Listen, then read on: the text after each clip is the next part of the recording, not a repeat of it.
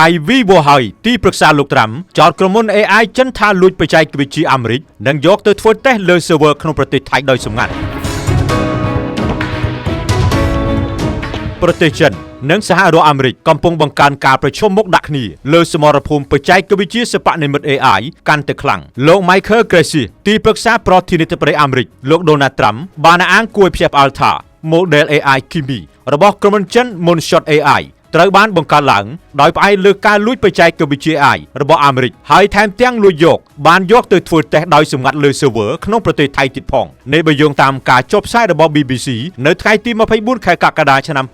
2026 Model AI Kimi របស់ក្រុមហ៊ុន Moonshot AI បានទាញការចាប់អារម្មណ៍យ៉ាងខ្លាំងបន្ទាប់ពីត្រូវបានគេចាត់ទុកថាមានសមត្ថភាពប្រកៀកប្រកិតនឹង Model AI ឈានមុខរបស់អាមេរិកដែលធ្វើឲ្យការប្រកួតប្រជែងផ្នែកបញ្ញាសិប្បនិម្មិត AI រវាងប្រទេសមហាអំណាចទាំងពីរកាន់តែក្តៅគគុកការកើនឡើងយ៉ាងឆាប់រហ័សរបស់ Moonshot AI ក៏បានបង្កការព្រួយបារម្ភថាការនាំមុខផ្នែក AI របស់អាមេរិកកំពុងប្រឈមនឹងការប្រកួតប្រជែងកាន់តែខ្លាំងកាលពីថ្ងៃទី22ខែកក្កដារដ្ឋមន្ត្រីក្រសួងរដ្ឋាភិបាលអាមេរិកលោក Scott Bessent បានឲ្យដឹងថារដ្ឋាភិបាលអាមេរិកកំពុងពិចារណាដាក់ Moonshot AI ចូលក្នុងបញ្ជីខ្មៅនិងអាចដាក់ទណ្ឌកម្មលើ Model AI Kimi ដោយសង្ស័យថាវាត្រូវបានអភិវឌ្ឍដោយប្រើបច្ចេកវិទ្យារបស់ក្រុមហ៊ុន AI អាមេរិក Anthropic ជាមួយគ្នានេះលោក Michael Gracie ក៏បានអាងលើបណ្ដាញសង្គម X ថាក្រុមហ៊ុន Moonshot AI បានប្រើ server ដែលបំពាក់ដោយ chip NVIDIA GB300 ហើយយកទៅធ្វើតេស្តនៅក្នុងប្រទេសថៃដោយសម្ងាត់លោកបានចាត់ទុកថានេះជាការប៉ុនប៉ងលួចបច្ចេកវិទ្យានិងកម្មសិទ្ធិបញ្ញារបស់អាមេរិក